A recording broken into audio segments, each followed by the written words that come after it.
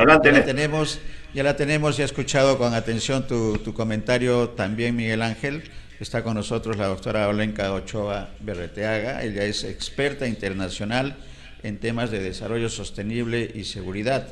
Y temas importantes son el narcotráfico y la violencia armada que estamos tratando. Pero primero le damos la bienvenida. Olenka, bienvenida a Ánfora 2021, nuevamente a este centro periodístico de pretendemos ser periodismo objetivo. Bienvenida. Buenos días, Olenka. Gracias Néstor por esta cordial invitación. También saludo a Miguel Ángel. Y mira, tú has dicho ¿Cómo una estás, Olenka? frase precisa y muy pertinente que justamente yo la he estado trabajando, comentando en estos tiempos, que el periodismo, los hombres y mujeres de prensa tienen que guardar la debida objetividad, la debida claridad, transparencia y sobre todo investigar, porque todo eso son los componentes de la credibilidad del medio y del periodista, ¿no? Y entonces creo, escuchando a Miguel Ángel justamente, yo decía, qué gusto me da que haya un periodista que está, ¿no?, preocupado por darle a su público una información de diferentes fuentes para que el público saque sus conclusiones. Y lamentablemente lo que estamos viendo en estos últimos tiempos de estas elecciones es que muchos periodistas y muchos medios, ¿no?, han abdicado por intereses particulares a esta suerte de credibilidad y el público obviamente se da cuenta, ¿no? Y eso es lamentable porque yo siempre digo, va a pasar las elecciones, pero ya no vas a, o sea, vas a delegitimar tanto los medios que la gente no va a creer nada. Y eso es una, digamos, una tara, pero también algo que habría que trabajar para salir de este caos, de esta situación que, como decía Miguel Ángel, estamos viviendo pandemias, estamos viviendo muchos temas, muchos problemas y tendríamos que justamente abogar, incentivar la reflexión, el diálogo democrático, una ciudadanía, digamos, que esté informada y no más bien ir por todos lados con oscurantismo y sembrando el miedo. Y eso no hace bien también para la gente, para las familias, ¿no?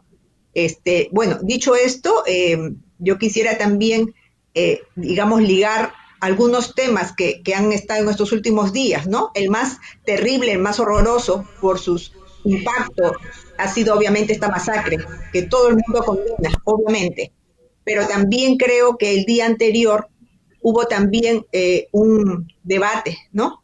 Que creo generó muchas expectativas porque era la primera vez que la gente, el público, iba a mirar a sus técnicos, iba a evaluar por dónde están, digamos, las salidas, digamos, esta suerte de hoja de ruta para que el Perú, digamos, crezca en un clima justamente de paz, de democracia y sobre todo de respeto irrestricto de los derechos básicos de la gente.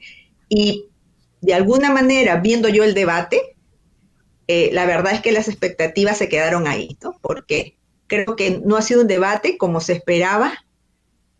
Ha sido lamentable que temas muy, digamos, muy fuertes y muy importantes se queden de lado. Y uno de esos justamente, fíjate que justamente se relaciona, se vincula con esto de la masacre y esta mirada nacional hacia el Brain, es que justamente el último bloque del debate que era dedicado a ese gran tema de ambiente, desarrollo sostenible, fue uno de los peores, porque ninguno de los dos que estaban ahí sabían, no eran expertos en el tema, obviamente, y eso se notó, ¿no? Entonces, es una oportunidad perdida y es terrible que justamente siendo el Perú uno de los tres países, fíjense, que está más expuesto al cambio climático, si creo recordar que los otros dos países a nivel mundial es Nepal y Honduras, Nepal, Honduras y Perú, los tres países más expuestos al cambio climático, y el Perú obviamente porque tiene una diversidad de ecosistemas, una serie de temas geográficos que lo confrontan mucho con este riesgo de cambio climático, y entonces ese bloque del debate debió ser uno de los mejores trabajados y las dos fuerzas, darse el tiempo y también respetar al público y decir, vamos a poner lo mejorcito que tenemos en vitrina. Y sin embargo vimos a dos personas que estaban perdidas en el espacio y lo digo con pena, porque fue el Perú el que perdió, ¿no? Entonces, creo yo que ahora las dos fuerzas, ya que estamos encaminadas hacia la segunda vuelta, no solamente deben estar recorriendo, eso es claro, eso es parte de su estrategia de campaña, pero no solamente deben estar recorriendo el territorio o preparando a los dos candidatos para que, digamos, lleguen al ring, ¿no? Y se peleen, sino que deberían mostrar en estos días que sus equipos, los equipos que van a manejar la economía y los equipos que van a manejar el tema tan delicado del ambiente y el desarrollo sostenible, por una cuestión de respeto. También obviamente mucha gente comentó que faltó un tema clave, que era educación, y yo a ese tema de la educación le amarraría el tema de ciencia y tecnología, porque no podemos salir de esta suerte de país menospreciado, de ese país empobrecido, que no tiene capacidad, digamos, para luchar o digamos, competir en el mundo global. No podemos salir de ese atoradero histórico si es que no invertimos en educación, pero amarrado con ciencia y tecnología para que tengamos generaciones que estén mirando el país desde una mirada global, pero una mirada moderna, ¿no? Compitiendo con otros países. Entonces, ese tema del debate, yo creo que es una deuda que nos deben los dos partidos, porque en realidad han habido pullas en los otros, ha habido gente que ha estado preparada, otras no, pero hemos visto más bien pullas y no se ha visto, salvo que yo esté mal, no se ha visto cuál es el objetivo, la imagen objetivo del país que tienen las dos fuerzas, ¿no? Porque uno hace una hoja de ruta, es decir, planifica el país, ¿no? Presenta un plan de gobierno, pero tú debes tener una imagen objetivo, es decir, decirle al público qué país, cómo quieres tú mirar al país dentro de 5 años después de tu gestión, ¿no es cierto? Y no hemos escuchado eso, hemos escuchado como retazos, ¿no? Unos hablaban una cosa, el otro sí, pero no hemos visto cuál es la gran distancia o diferencia de la imagen objetivo. Y sin imagen objetivo tú no vas a poder gobernar el país. Y entonces yo creo que esas son las cosas que nos deben los dos candidatos para poder arribar a una segunda vuelta donde la gente tenga ganas de ir a votar y no como hasta ahora, ¿no? Que mucha gente quiere enfermarse ese día para no ir a votar porque no quieren, digamos, estar, ¿no? En ese momento tan difícil, diciendo, Dios mío, ¿qué voy a hacer, no? Entonces, ese es un punto, y como te decía, justamente mira cómo se amarra. Falta un compromiso total de las dos fuerzas con el tema del ambiente y del desarrollo sostenible, y al día siguiente, ¿no? Salta la noticia, obviamente terrible, de esta masacre en Uruguay, y eso tiene que ver con esa falta de mirada política y estratégica de las fuerzas políticas respecto a este tema de qué podemos hacer con desarrollo sostenible, con nuestra Amazonía, porque eso es, ¿no? El Brain, así como esta gran zona amazónica, es una de las regiones más abandonadas a su suerte, y se sabe, porque hace años se sabe que ahí ocurre narcotráfico, las fronteras son como se dice, coladeras. Las fronteras son coladeras, toda esa franja de la Amazonía con las fronteras son coladeras donde entran y salen quien quiere. Y obviamente ahí entran y salen los grupos criminales también, ¿no? Y entonces vemos como esta masacre, la gente voltea a ver, pero a mí me da pena porque digo, ¿esto cuánto durará? Esta preocupación, ¿no? Esta suerte de decir, Dios mío, ¿no? ¿Cuánto durará? ¿Una semana? ¿Será hasta el 6? Y de ahí nos olvidamos, porque ojo, ahí se están uniendo dos grandes temas que creo que son los dos males que están afectando al Perú. El narcotráfico, el terrorismo y en medio de eso el tráfico de armas, ¿sí? Y entonces las dos fuerzas tienen que deslindar, ¿no? Porque las dos fuerzas tienen pasivos, ¿no es cierto? Y eso lo sabemos. Y entonces las dos fuerzas tendrían que decir, bueno, ahora que ha ocurrido esto, justamente vamos a plantear esta suerte de estrategia para toda la zona amazónica del Brain para desterrar esos dos grandes males, que es por un lado el narcotráfico, por otro lado el terrorismo y el tráfico de armas, ¿no? Pero no lo escucho y me preocupa también, digamos, ligando a lo que decía Miguel Ángel, que haya habido opiniones, ¿no? Ocurrió la masacre y ya estaban las conclusiones hechas. Y eso no puede ser porque eso también le resta credibilidad a quienes, a estos, digamos, a estas fuerzas que están muchas veces, ¿no? Luchando en estas zonas tan difíciles, ¿no? Olenka, es una falta de respeto. Sí, Miguel Ángel. Es muy lamentable que el adelanto de opinión y de juicio efectivamente se produzca en este tiempo. Y además la utilización política, como muy bien ha delindado el propio presidente Sagasti. Recordemos que ya ocurrió también procedente de la misma zona, que cuando se recuperaron unas criaturas que eran víctimas y habían estado secuestradas por Sendero Luminoso, supuestamente, los grupos narcoterroristas, creo que más apropiadamente, fueron la primera dama de la nación y la primera ministra a traer a las criaturas, ¿no? Se trasladaron en el avión presidencial y luego cuando se hicieron las investigaciones resulta que eran criaturas que pertenecían a otra comunidad y no eran precisamente las que habían sido rescatadas de manos de este grupo de narcoterroristas. Entonces, ese tipo de hechos ya está en la mirada, en la mente, en la retina de la gente.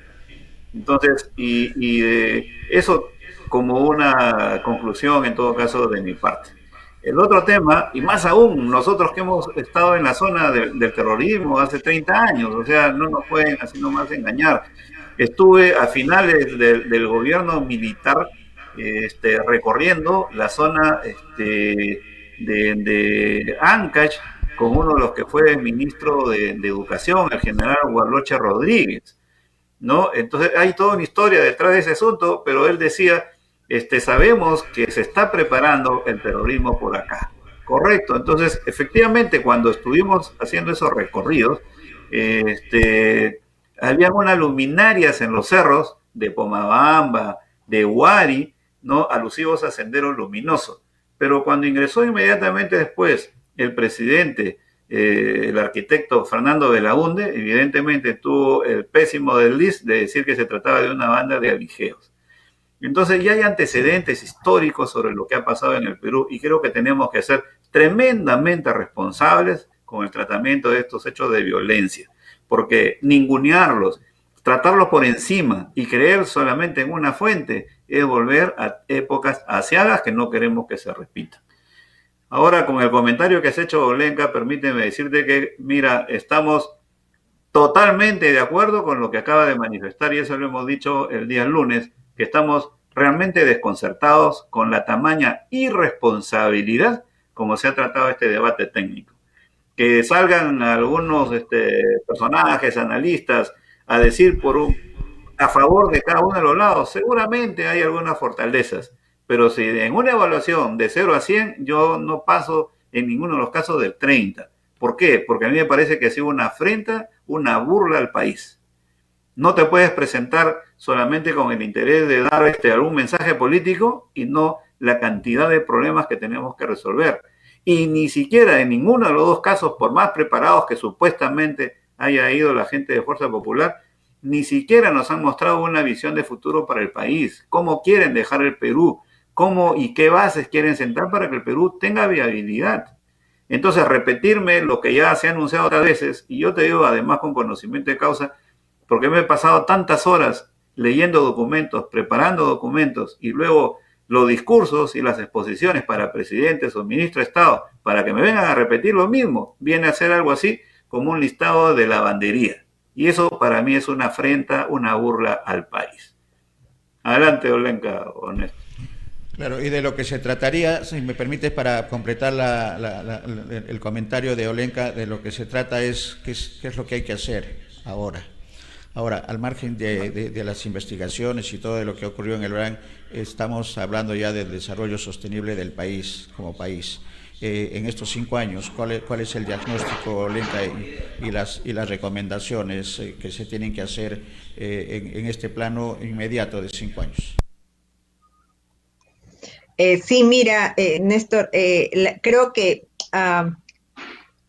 para opinar sobre este hecho, lo que tienes que, digamos, no solamente sobre la masacre, sino sobre qué vamos a hacer a futuro, tienes que tener, por un lado, ¿no?, la información in situ, el conocimiento de las dinámicas sociales de lo que está ocurriendo en esas comunidades. Por otro lado, una mirada también de la economía de esas localidades. Y por otro lado, cuáles son de alguna manera las fuerzas que están en conflicto, ¿no? Y entonces ahí yo quería también decir algunas cosas. me gustó mucho que Miguel Ángel comentara esto de cómo se sabía que había, ¿no?, presencia ya extraña en esos tiempos de los 80 y nuestros políticos no la veían. Y por eso es que entramos a esta suerte de violencia armada horrorosa, ¿no?, que nos costó tanto humanamente, pero también económicamente y políticamente, ¿no? Entonces, ¿a qué voy yo? Como les decía, en la Amazonía se sabe hace tiempo que hay economía ilegal. No estoy hablando de informal, estoy hablando de ilegal, ¿no?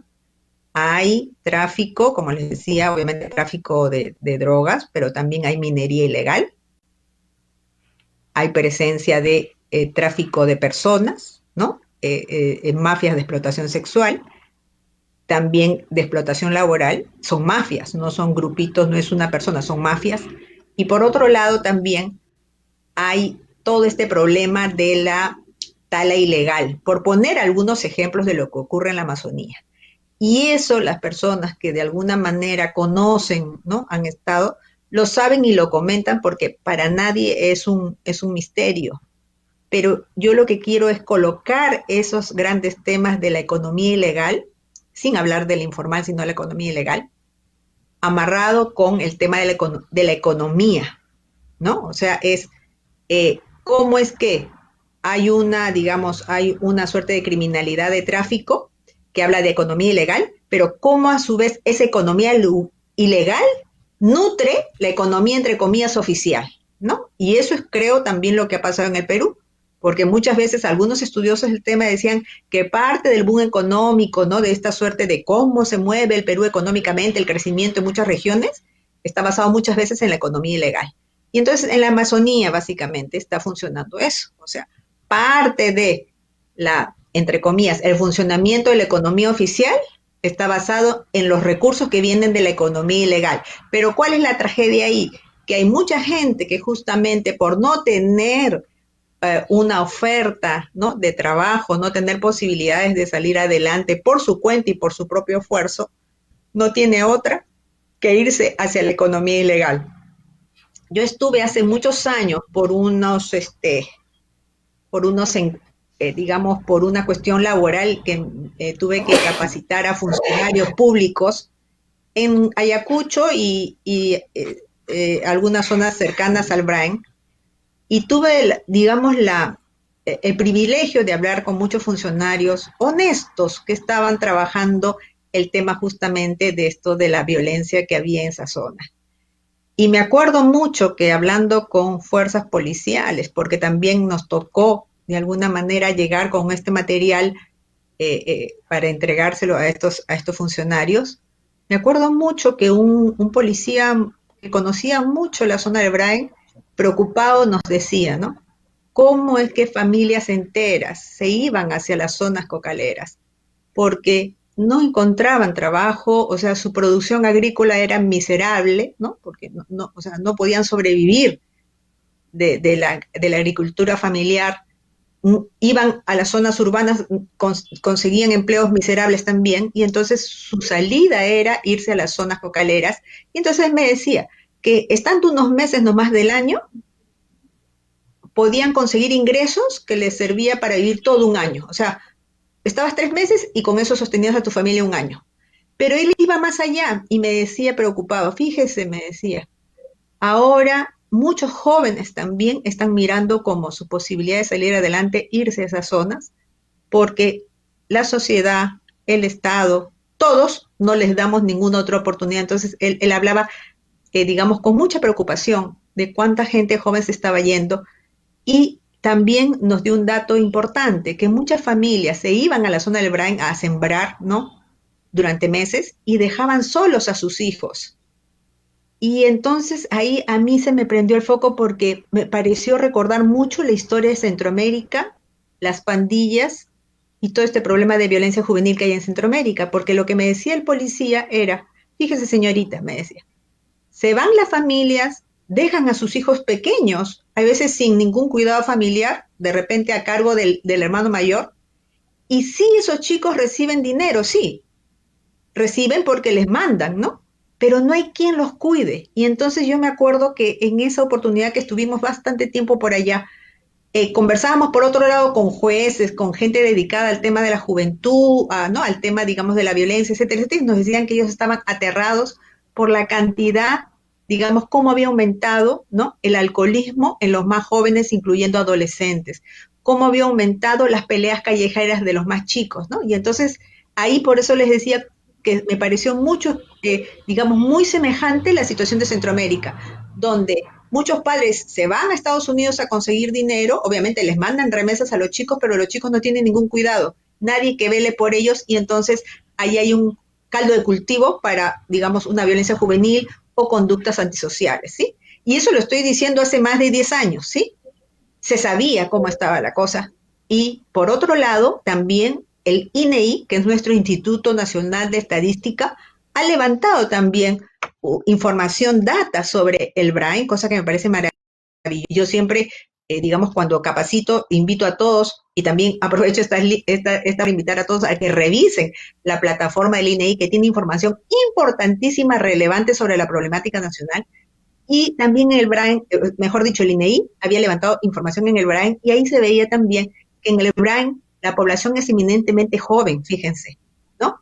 Que obviamente hay niños, pero también la situación es bastante complicada en términos de, digamos, falta de condiciones mínimas para un buen desarrollo, para una vida con bienestar, ¿sí? Entonces, volviendo al tema, digamos, que hoy día nos convoca, es que tenemos que pensar, ¿no? Por eso les decía, en la economía ilegal, ¿no? En el crimen organizado que está produciendo economía ilegal y que está llevando un montón de gente porque no le ofrecemos ninguna oportunidad, en cómo hacemos para que la economía local se reactive, pero con oportunidades serias de largo plazo y que no sean ilegales, y eso corre a cargo no solamente del gobierno nacional, ojo, corre a cargo de los gobiernos regionales y los gobiernos locales, ¿sí? Una suerte de descentralizar, digamos, las posibilidades de desarrollo económico. Y por otro lado, les decía, hay que mirar también quiénes son digamos, los agentes claves en esta violencia armada. Y creo yo que se tiene la información, pero no se tiene esa mirada holística. O sea, a los pobres, digamos, a la policía y a los militares los mandan ¿no? Cada vez que estalla algo, los mandan y resuelven y regresan. Van algunos programas, ¿no? Hay algunos programas de gobierno, también programas privados que van y tratan de incentivar algunos medios de vida, digamos, legales, pero nadie está mirando desde el Estado y desde las fuerzas políticas, ¿no?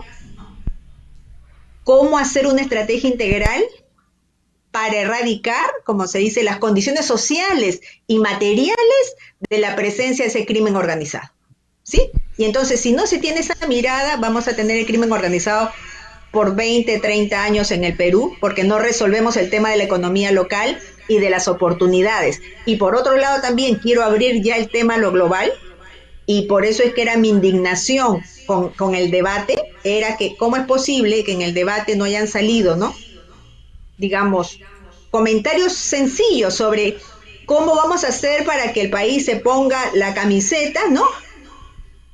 Y mire, por ejemplo, un objetivo de desarrollo sostenible que es el número 13, que es del cambio climático, ¿no? Y entonces, yo esperaba que alguno de los, ¿no? Dijera, sí, una propuesta es amarrarnos, juntarnos con estos objetivos de desarrollo sostenible, sobre todo en este objetivo de cambio climático y otro más, para poder de alguna manera encaminar al Perú en una ruta del desarrollo, pero un desarrollo que respete la naturaleza y que tiene como centro a la persona, ¿sí?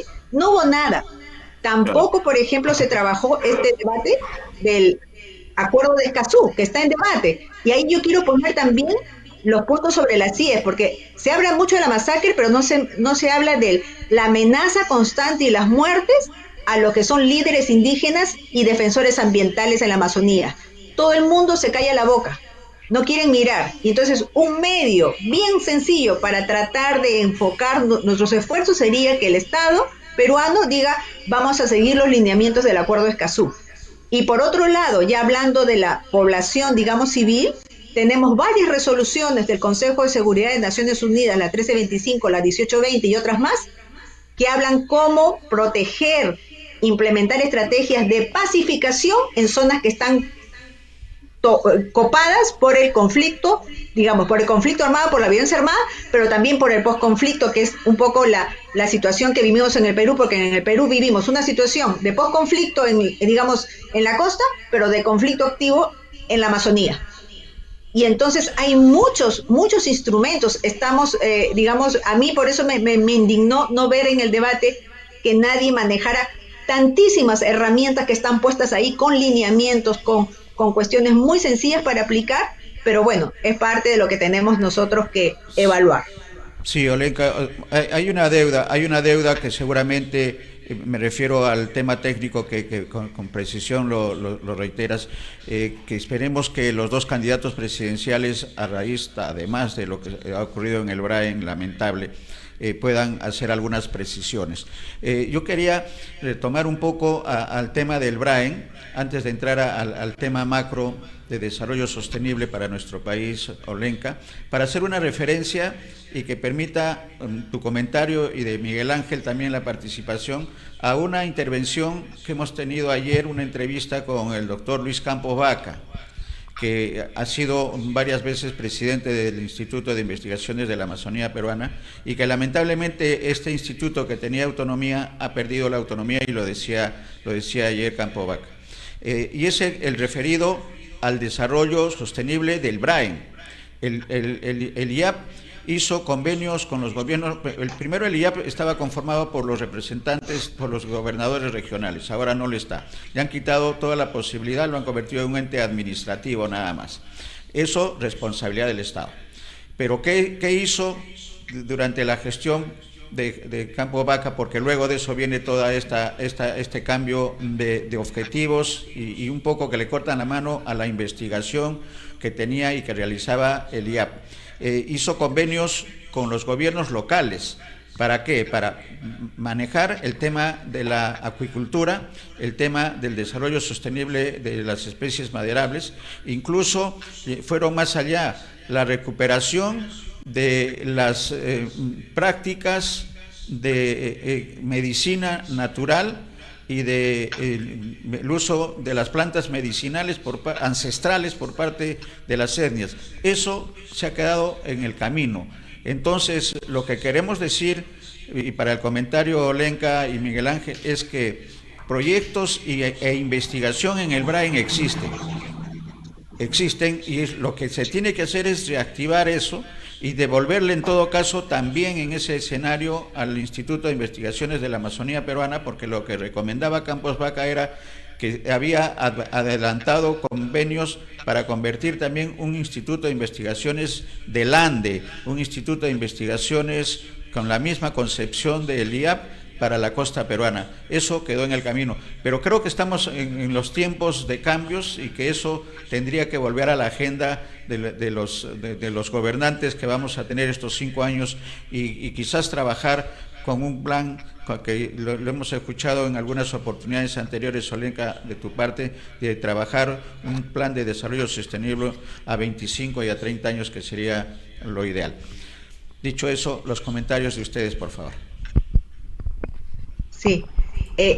Bueno, mira, yo creo que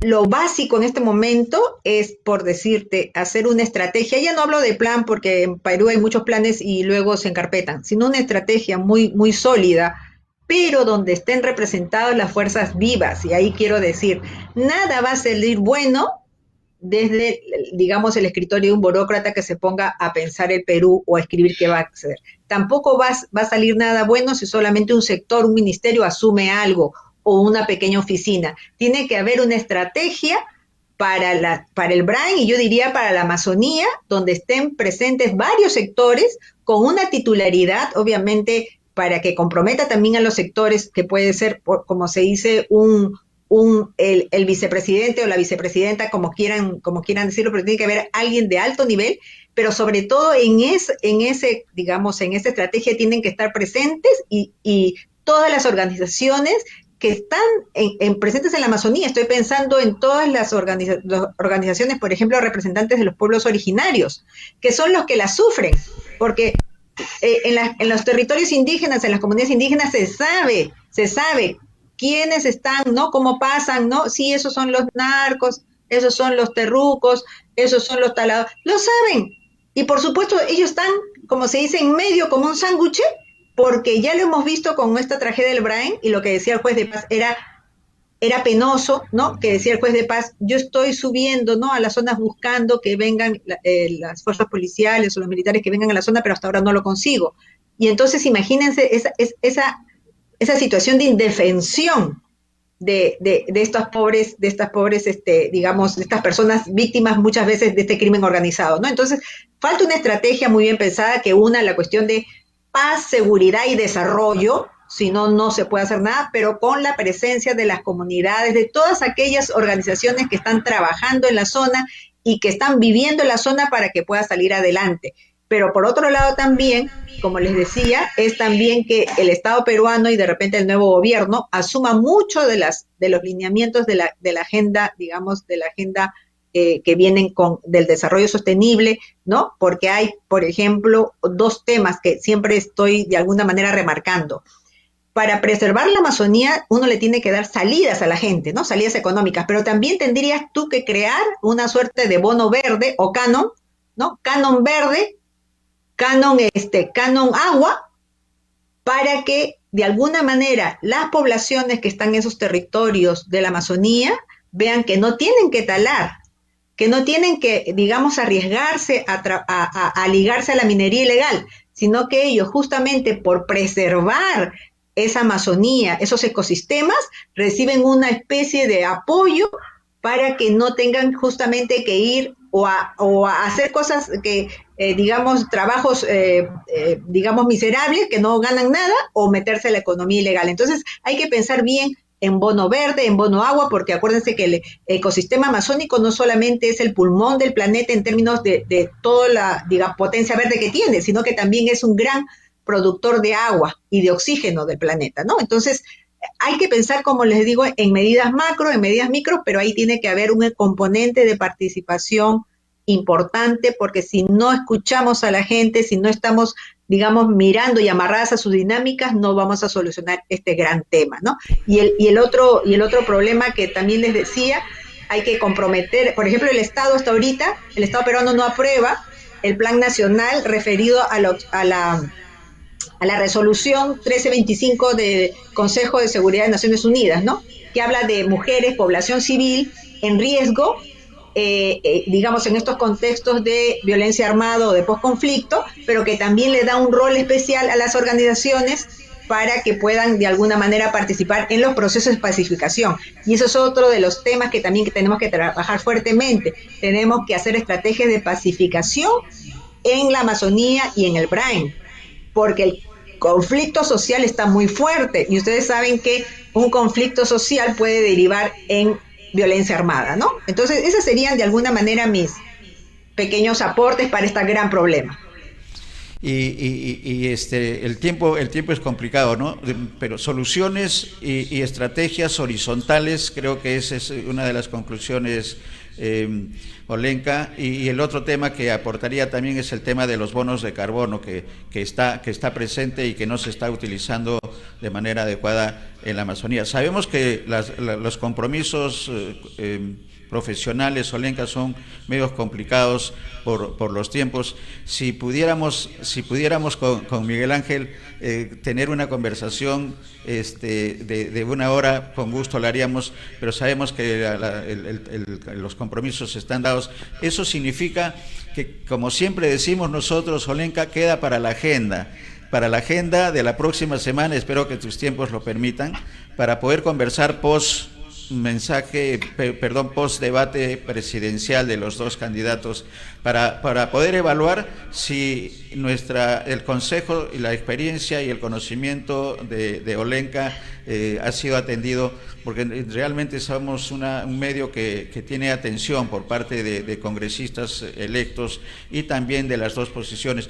Si hubiera, Miguel Ángel tiene varias preguntas seguramente, pero si la dejamos en stand-by eso y permitiríamos, Miguel Ángel, que Olenka nos haga una conclusión macro de lo que queda de agenda para los dos candidatos presidenciales que van a participar este domingo en este debate, que va a ser definitivo, ¿no es cierto?, para que pueda tomar decisiones el electorado que todavía ve con cierto escepticismo los mensajes de los dos candidatos presidenciales. Adelante, Olenka, con las gracias siempre por los conocimientos y la experiencia de trabajo profesional para nuestros televidentes, que lo merecen y saquen sus conclusiones además.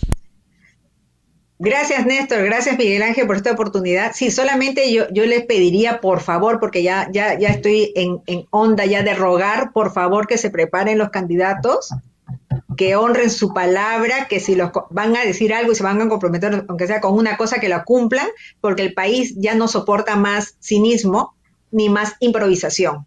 ¿Sí? Estamos cansados de los políticos que dicen que van a hacer una cosa cuando están en la carrera electoral y luego llegan al señor presidencial y directamente al día siguiente ya cambiaron, ¿no?